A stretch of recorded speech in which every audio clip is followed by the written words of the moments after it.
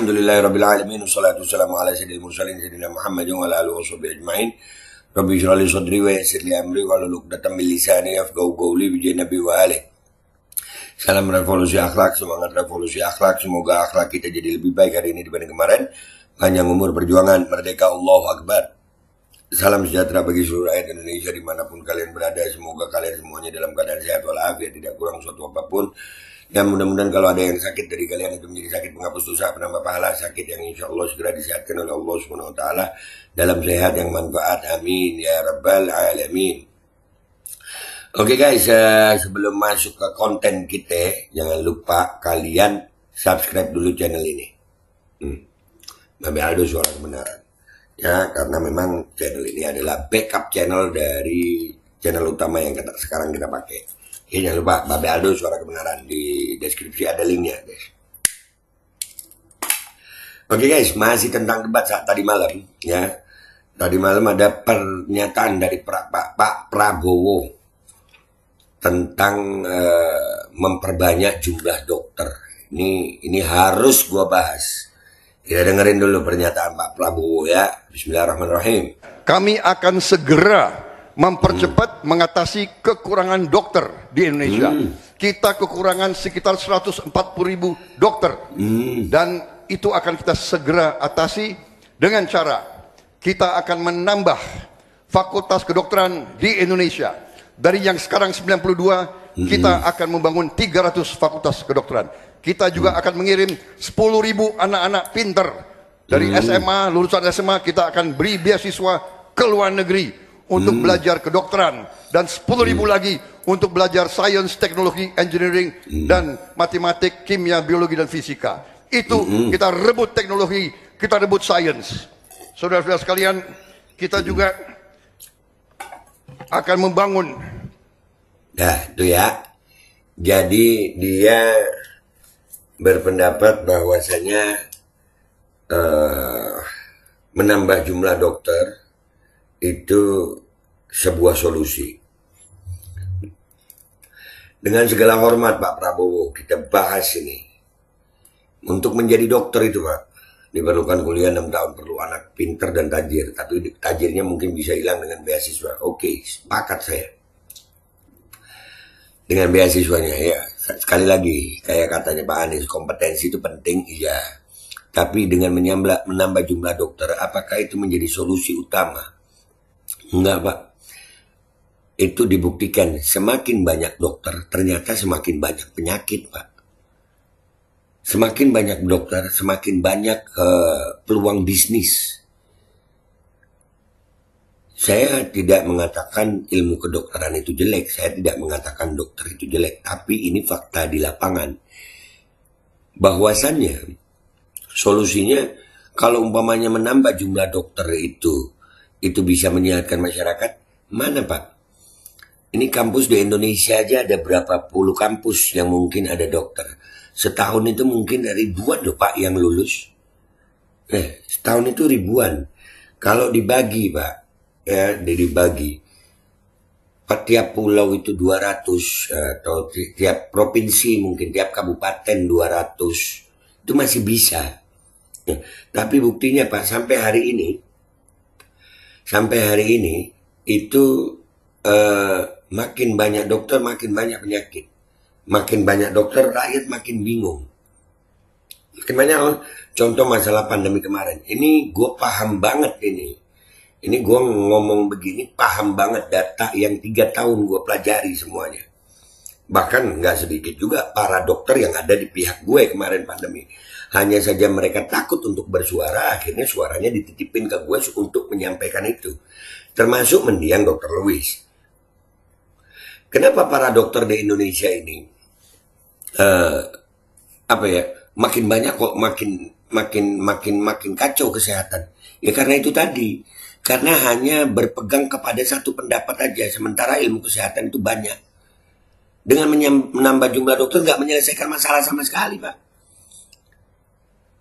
Dokter-dokter itu nggak sedikit juga Pak yang penghasilannya rendah. Serius, akhirnya mereka terpaksa nih bergandengan dengan farmasi. obat-obatan itu dijadikan lahan bisnis baru untuk mendapatkan penghasilan. Kenapa? Karena kuliahnya mahal. Karena kuliahnya mahal. Akhirnya mereka dalam prakteknya bukan lagi untuk menyehatkan masyarakat, tapi nyari duit. Seperti pandemi kemarin. Pandemi kemarin, awal-awal pandemi, lu tahu berapa itu protokol obat yang diwajibkan untuk yang di rumah sakit bagi orang-orang yang dites dan kena penyakit yang namanya Topet itu. Berapa jenis obat itu? Orang datang, masih ada podcast gue dengan dokter-dokter itu. Ya, orang datang sehat, hitungannya sakitnya cuma flu, cuma itu. Ya, masuk makin parah, diisolasi, di karantina. Jadi bisnis. Kalau nggak mau karantina di hotel sekian. Itu juga orang-orang pulang umroh. Berapa banyak orang korban-korban pulang umroh itu? Dimintain duit, iya kan? Jadi bisnis. Karena apa? Berkaitan sama industri farmasi. Dokter-dokter kita kesian. Nggak bisa pakai pengobatan alternatif. Padahal pengobatan alternatif itu juga penting dan berhasil. Iya. Pakai scientific proof. Pakai real time proof. Nggak sedikit pengobatan alternatif. Cuman ngadepin pandemi yang kemarin selesai. Gue pribadi, berapa ratus orang tuh yang kita rawat waktu masalah pandemi kemarin. Kita nggak ngikutin protokol mereka, enggak. Kita punya protokol sendiri. Dan itu dengan jurnal, dengan data. Cuman sayang Kemenkes kita, Budi Gunadisadikin itu takut untuk adu data. Takut mereka. Makanya kemarin katanya Pak Anies, itu yang luar biasa. Pak Anies, stakeholdernya termasuk aktivis kesehatan. Betul Pak, kami punya datanya. Nah kalau cuma memperbanyak dokter Pak, ya memperbanyak pengangguran nanti. Sementara tenaga kesehatan itu nggak cuma dokter, nggak cuma suster, enggak. Gue menghargai kedokteran, gue menghargai ilmu-ilmu kedokteran barat itu gue menghargai. Silakan bagi kalian yang mau memilih cara sehatnya dengan ilmu kedokteran barat, silahkan.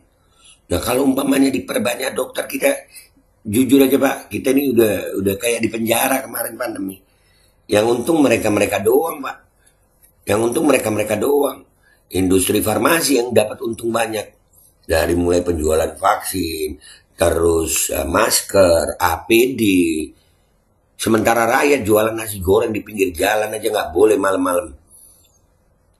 Mana itu semua? Jadi buat Pak Prabowo yang terhormat. Ya Pak. Andai kata Pak, makin banyak dokter, itu makin sehat manusia.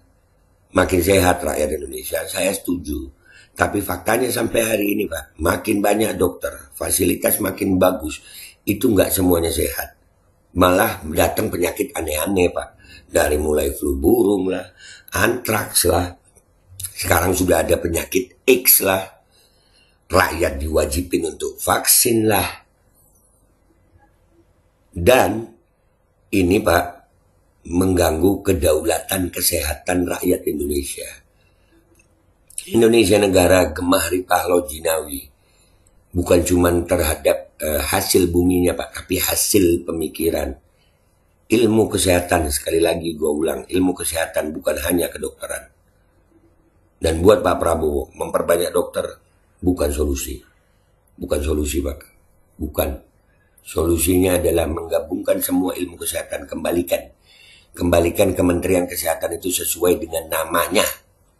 Kesehatan, Kementerian Kesehatan, bukan Kementerian Kedokteran. Yang namanya ilmu kesehatan Pak, banyak. Dan semuanya dengan scientific proof. Bukan hanya kedokteran yang punya scientific proof. Ilmu kesehatan lain juga punya scientific proof.